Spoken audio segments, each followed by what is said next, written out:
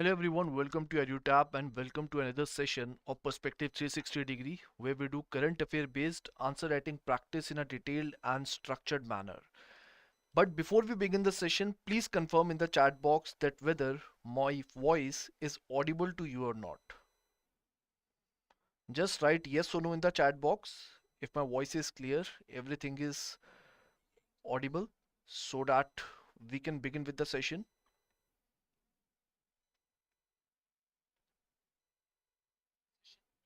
Okay, so no problem with the voice. So now let us begin. So basically, as a part of today's session, we are going to talk about special economic zones. The government has brought certain amendments with respect to the rules that are associated with special economic zones.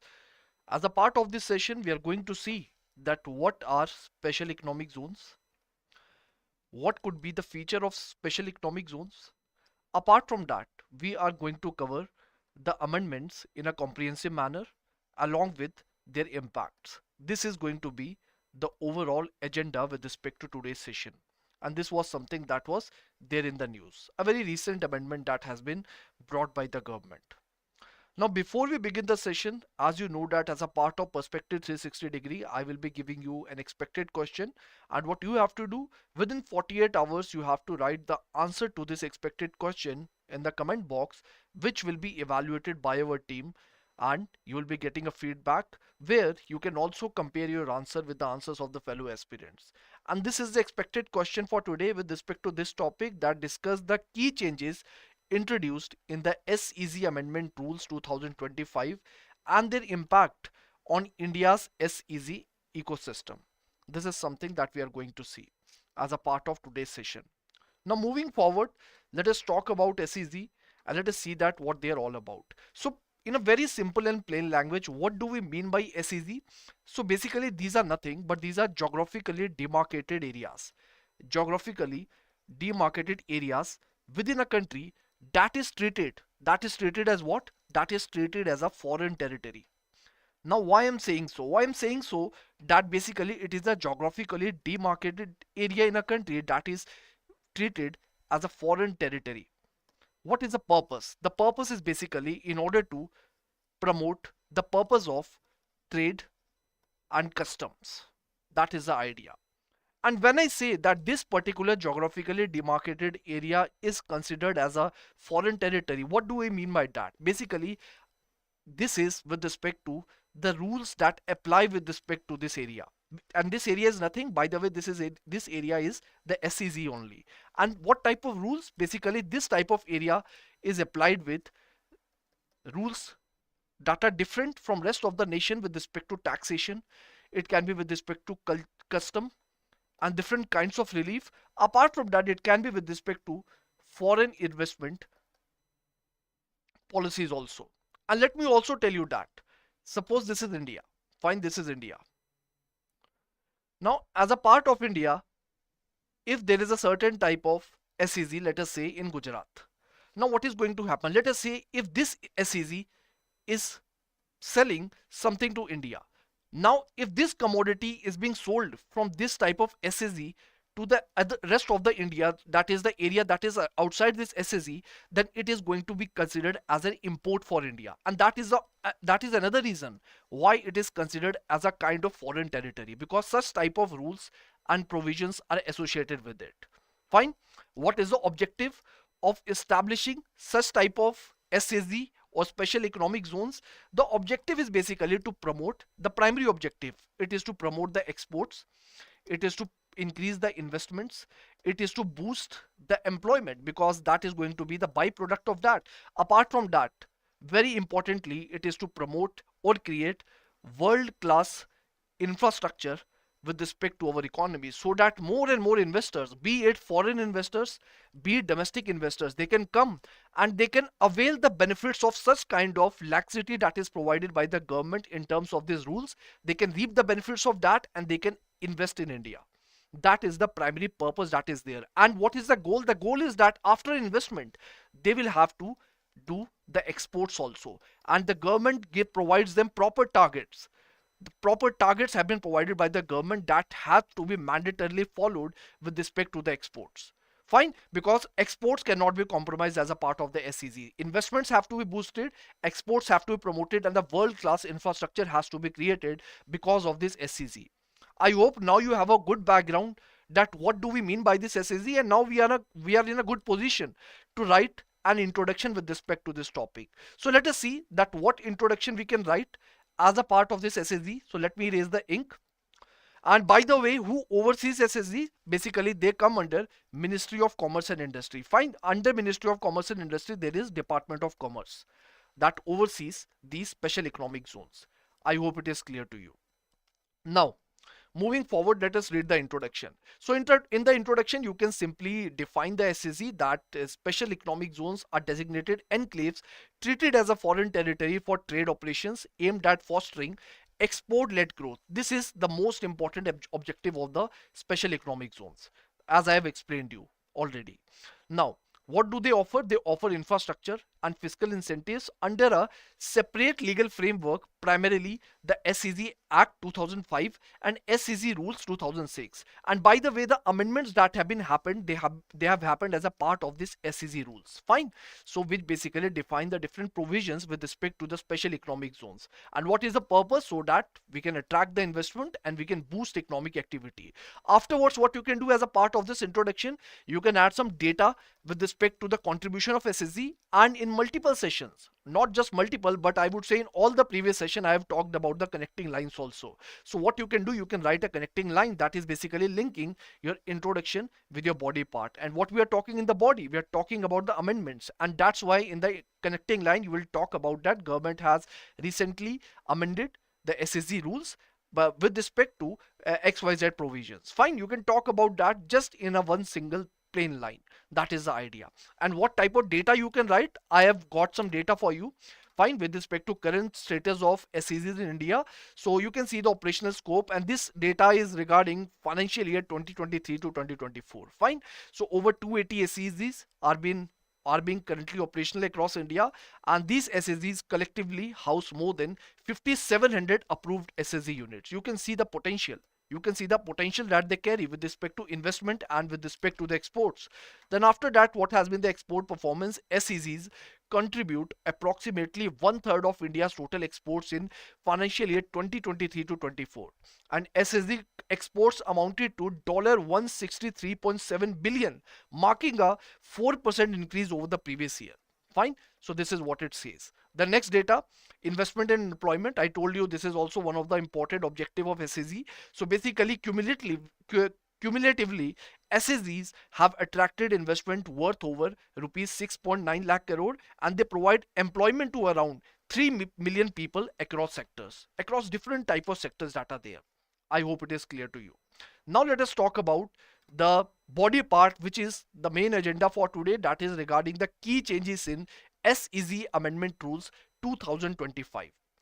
And the first point is related to the reduced land requirements for high-tech manufacturing SEZ. And what is the rule that is there? Before we see that, let us see that what was the previous norms with respect to this SSZ amendment rule.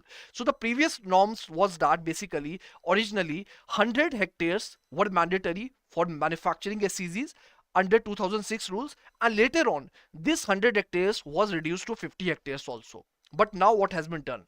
Now this 50 hectares has been reduced to 10 hectares for SEZ, exclusively for, please remember exclusively, that it is only for semiconductor manufacturing and electronic components manufacturing. Now one of the question that could be there in your mind would be that why this has been done for such type of industries, why from 50 to 10, how does it matter, why does it matter? Basically the thing is that if you talk about 50 hectare, fine, if you convert 50 hectare into square meter, then it is 5 lakh square meter.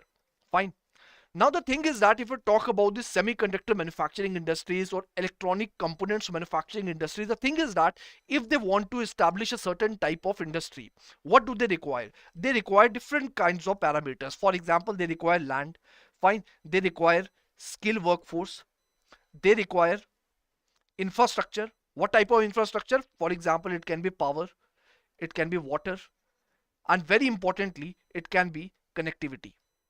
And through connectivity, another thing that they require is basically the proximity to supply chain.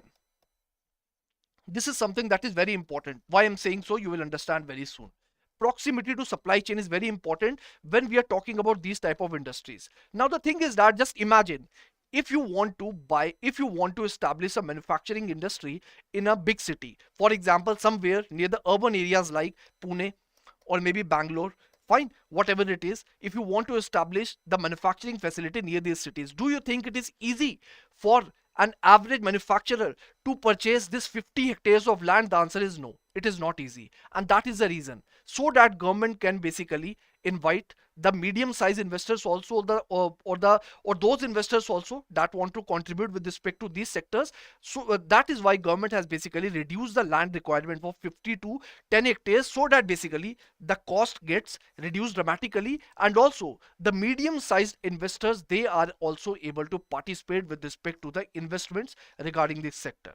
Fine, so that is the idea, because the land is very expensive with respect to these areas, and that is why this amendment has been done. So what is going to be the impact? The impact is going to be that, let me erase the ink.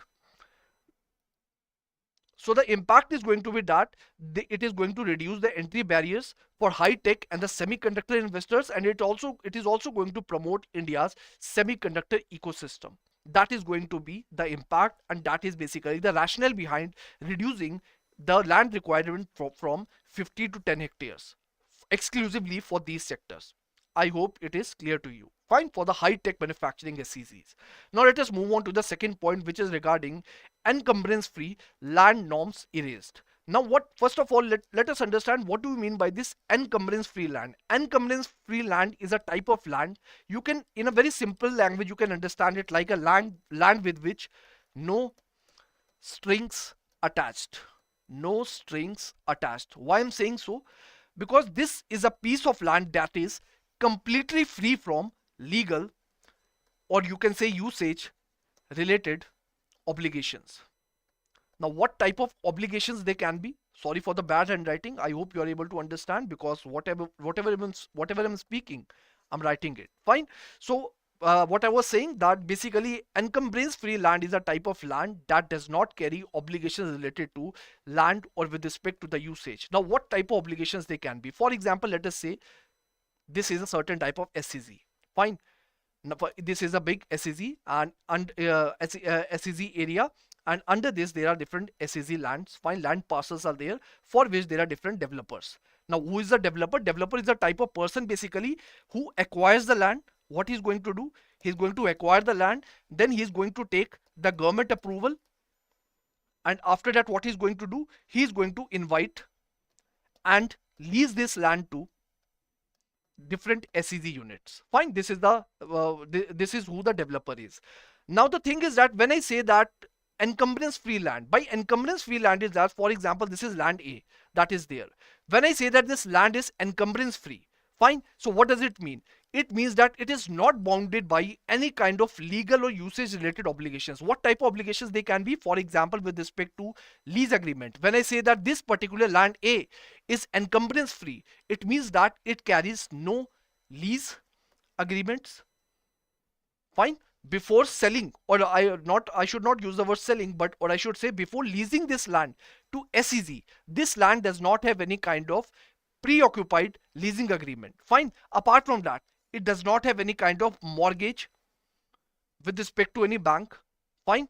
Apart from that, it also does not have any kind of legal disputes. For example, let us say you are an investor who want to invest in a certain type of SEZ. You want to take a land on lease. Would you ever invest in a kind of land that is going through a legal dispute? The answer is no, because there is risk associated with it in the long run. And that is why it is very important that that particular type of land shall not have any kind of legal dispute. Now, what all can be included as a part of encumbrance free land? For example, the land is not under any kind of government acquisition also. These can be different kind of parameters, different kind of factors that can be there.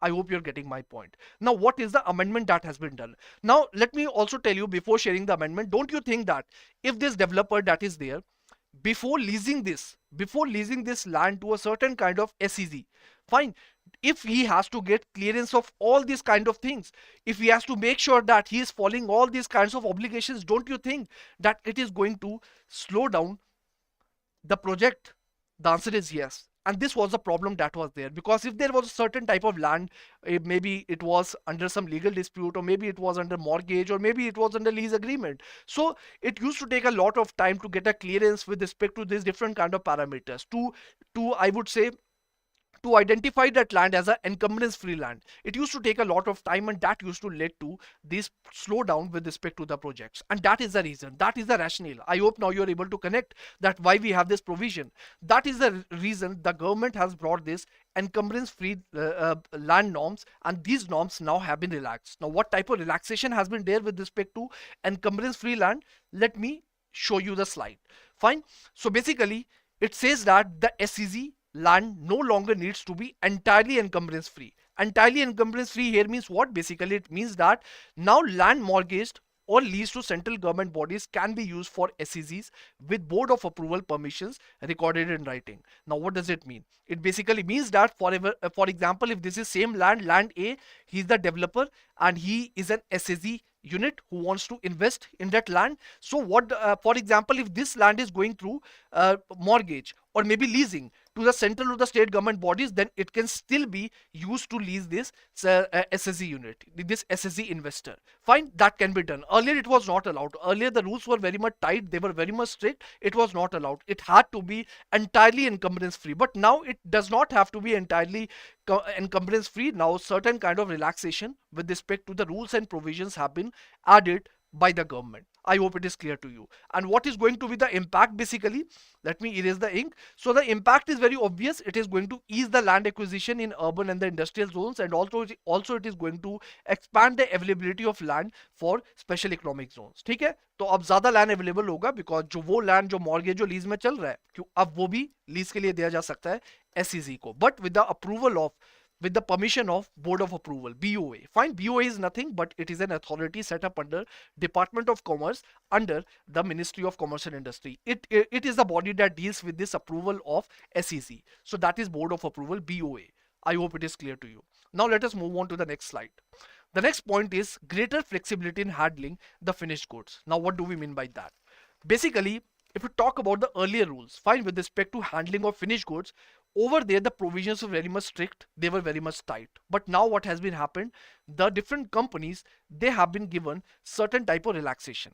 Now what type of relaxation is there? Let me show you the slide. Let me read it for you. Basically earlier when we talk about the different provisions, fine, especially with respect to exports, the word shall was used, fine, with respect to the provisions in the legal documents, but now they have been it has been replaced with may. Fine, shall has been replaced with may, which basically indicates that the government has provided greater flexibility with respect to handling the finished goods. Now what, in what type of areas it is there? For example, with respect to exports outside India, for example, transfer to customs bonded warehouse, for example, it can be supplied to domestic tariff area. Now what do we mean by these terms? Custom bonded warehouse, domestic tariff area, also sort of things. I will make you understand in a very simple manner. For example, let us say this is India. Let us again try to draw a map. Fine, this is India. Now let us say here is a SSD. Now let us say this SSD is there. Fine, this SSD X is there. Fine, and it has the establishment, it is manufacturing certain kind of product. Let us say there is a person Y who is outside India.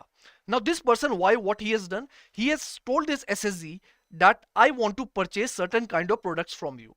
I want to purchase certain kind of products from you. Now the person X will say what? It will say, okay, I'm going to sell you that. Fine. Now what will happen? This person X has sold the product to person Y. But now what the person Y says that I do not want to export these products right now. Fine, which means that I don't want to bring these products out of this SSC zone. I want to keep it in the SSC zone only. I don't want to export them at this point of time, though the ownership of the product belong to me. But I don't want to sold it right now. I don't have any intention to export it. There could be multiple reasons behind it. For example, it can be with respect to delay in payments. Fine, or it can be with respect to the reason that this person Y wants to create some sort of inventory buffer. Find different kinds of reason it. Now where this person is going to store these products even if he has the ownership and he does not want to export it at this point of time. Now here comes the custom bonded warehouse. So where will be the custom bonded warehouse? It will be within this SEZ only. Fine. Custom bonded warehouse. Now what is the custom bonded warehouse? Custom bonded warehouse basically is a secure storage place. It is a storage place in a very simple language. Fine. A storage place where the imported goods can be stored without paying custom duties. Because the thing is that when this person is going to sell the products, when this person is going to sell the products outside the SEC, when he's going to export the product, fine. So what is going to happen? At that point of time, he is going to pay the duties with respect to that. But when these products are stored as a part of the custom bonded warehouse, then the duties have not to be paid. And that is basically, I would say, is the benefit of this custom bonded warehouse. Now what the government has done, government has brought relaxation with respect to it. Earlier the thing was that it was mandatory. For example, if you have a certain type of product, fine. So it was the provision shall was there, or you can say the provision must was there, that you must export it. But now this certain person has the options, because the may provision has been added. Now either you can export it, or you can put it into central bonded warehouse, or what you can do, you can sell them to the rest of the India also. Fine. So that is the idea. So that is something that is associated. Now the next thing is that basically the domestic tariff area. Now if I again try to draw the map, and as I've told you, this is SSD, and this is basically the central bonded warehouse, which acts as a storage. Fine. Which acts as a storage, and you can store the products inside this custom bonded warehouse without paying any kind of duties. Now the thing is that what do we mean by domestic tariff area? Domestic tariff area is nothing. All the area within India that is outside the SEZ is nothing but the DTA, that is domestic tariff area. Fine. And the goods that are there, goods are treated, if the goods are being they are being sold from this SEZ to India, or I should say the DTA, what is going to happen? These goods are going to be treated as the imports for India. Fine. For the foreign country, which in this case is going to be India. So these goods are going to be treated imports for India. And now what is going to happen? So over here what the line says, that supply with DTA with applicable duties, which basically means that when the goods are being sold from SEZ to outside India, now the custom duty has to be paid. Fine. The import custom duties have to be paid with respect to it. So that is the idea. The only thing that you need to understand is that the word shall has been replaced with may. Earlier they had to export it, but now they have this flexibility of custom bonded warehouse also, that is maintained by the overseas entity. Apart from that, they can sell them in India, whatever suits them. Fine. So that is the idea. Now if I erase the ink, if I erase the ink, what is the benefit of that? What is going to be the impact? The impact is that basically it enhances inventory management flexibility. Fine. This same person, why, what he can do, he can take the advantage of this customs bonded warehouse, and that is going to basically what it is going to do. It is going to help them to manage the inventory in a more flexible manner. Now the rules have been relaxed. The shall has been replaced with may. Now let us move on to the point number 4, which is regarding inclusion of free of cost supplies. Now what do we mean by that? Basically, the inclusion of free of cost supplies NFE calculation basically means, now before I make you understand this point, first of all I will have to tell you two things. The first thing is basically what do we mean by NFE, and the second thing is that what do we mean by free of cost supplies over there. Now NFE is nothing. NFE basically is a key requirement for the SEZ, and what does it stands for? It stands for basically net foreign exchange. Net foreign exchange. Now what is the purpose of that? Basically, as I told you, that governments provides the export targets to this SEZ. That's they have to mandatorily export certain kind of thing, because the primary purpose of setting this SEZ is the export only. So if they are not meeting those standards, then basically they are distorting from the compliance that the government has provided to them. Now the thing is that NFE means basically net foreign exchange. What basically it does? Basically it tracks the amount of forex or the foreign exchange that is generated by SEZ from its export activities. For example, if this is India and this is a certain type of SEZ and it has exported something, fine, to let us say to some other country. Fine. Now what is going to happen? When it is exporting something, it is going to receive some foreign currency. It is going to deal with foreign exchange. Now this foreign exchange has to be reported as a part of the net foreign exchange, NFE, so that basically a better accountability, a better track can be kept as a part of this whole transaction, and the government has a full accountability that what are the transactions that have been done and how much this certain kind of SEZ has been involved with the exports. Fine, whether it is meeting the targets or not. So that is something that is made sure as a part of this net foreign exchange. Fine. Now the next thing is free of cost supply. Now what do you mean by free of cost supply? Understand it simply just like subsidy. Basically, if you talk about the different kind of industry, very particularly semiconductor industry, for example, so these industries, when they are manufacturing different kind of products, so for that what they need different kind of raw material. Now since the government wants to boost the semiconductor industry, so what the government does, government provides these raw materials at under the subsidy. Fine, it can be provided either at the subsidized rate, or it can be free of cost supply also. Now the thing is that basically when we talk about it, when we talk about free of cost supplies, the thing is that basically since they were provided to the semiconductor industries or to different type of industries free of cost, so these industries, what they were doing, they were not accounting this free of cost supplies as a part of the net foreign exchange. And due to this, what was happening, since these free of cost supplies, they were acting as a type of raw material, they were acting as a source of value addition with respect to the finished products, the government was not able to keep a track of them. Fine. Now what the government has done, government has made this mandatory that the free of cost supplies shall also be added as a part of net foreign exchange calculations. That is something has to be done primarily because of two reasons, so that basically this net foreign exchange, it can basically reflect better, or I should say active value addition. Apart from that, it will also avoid the distortion with respect to the compliance that has been set by the government. That is the purpose of that. I hope it is clear to you, though the diagram looks a bit messy, but I hope the essence of the point is clear to you. Now let us read the slide and let us see that what does the point aims to explain. If we talk about the previous norms, so these free of cost inputs, for example raw material, for example equipments, they distorted NFE compliance since they did not involve these NFE as a part of the foreign transactions. Why? Because they were given as a part of the subsidy. But now what is happening for semiconductor sector manufacturing providers, value of goods received or supplied free of cost will now be counted in net foreign exchange calculations. Fine. So basically what is going to be the impact? It is going to help with in more accurate assessment of value addition, and it will enable compliance ease for contract manufacturers, in example in chip fabrication. This is something that I just explained you. Fine. It is going to help the manufacturers, and it will help with respect to the assessment of the value addition also.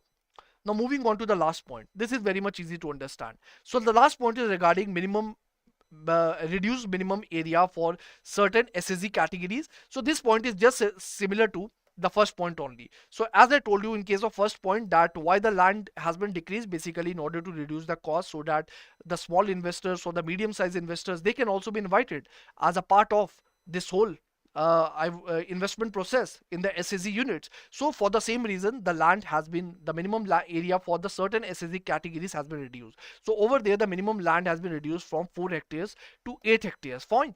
So for the IT and the IT enabled services SEZs, for the single sector and the multi-product SEZ in Goa, Uttarakhand, Himachal, all northeast states, union territories including Ladakh, Puducherry, Andaman and Nicobar, and Daman and Diu. Very easy point to understand. Fine. So that investment can be boosted in these areas, in these SSZ, and basically these areas can also get development, and the employment generation can also happen as a part of it. And what is going to be the impact? As I just told you, it is going to provide major boost for small developers, startups, and service sector SSZs, and it is also going to encourage the SSZ proliferation in land constrained or hilly regions. So that is going to be the impact of that. I hope it is clear to you.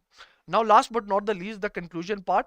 So basically the SEZ Amendment Rules 2025 introduced significant flexibility and inclusivity, easing land requirements and operational norms, making SEZs more accessible to high-tech industries and smaller developers. These changes reflect a strategic shift towards fostering advanced manufacturing and knowledge driven services, aligning with India's broader economic growth goals. The reforms pave the way for a dynamic SSE ecosystem that will drive exports, attract investments, and create jobs, positioning India as a global manufacturing hubs. Fine. So this can be the conclusion. Now this is the blueprint. Firstly, you will write introduction within 10 to 12% of the total word limit. The same is with the conclusion also. And rest of the word limit for the body part that you will write using heading, subheadings, and different points. And that is the idea. And apart from that, what you can do basically, you can create two bodies also if you want. Firstly, you can write the changes that are there as a part of the amendment, and then you can put the heading for the impact, and under it you can write the 4 to 5 points for impacts, and here you can write the changes. So that's the approach that you can follow with respect to the answer to this question. And this is the question, the answer of which you have to write in the comment box within 48 hours if you want it to get evaluated. So discuss the key changes introduced in the SEZ Amendment Rules 2025 and their impact on India's SEZ ecosystem. And do write answers, do not skip. At least try to write answers thrice a week till the time notification comes. And I hope it is clear to you. And these are the EduTap blocks that you can follow, and here you can read informative articles with respect to range of competitive exams. So go to a website, you can read them. And that is it from my end. Let me see the chat box if there is something, any question, any kind of doubt.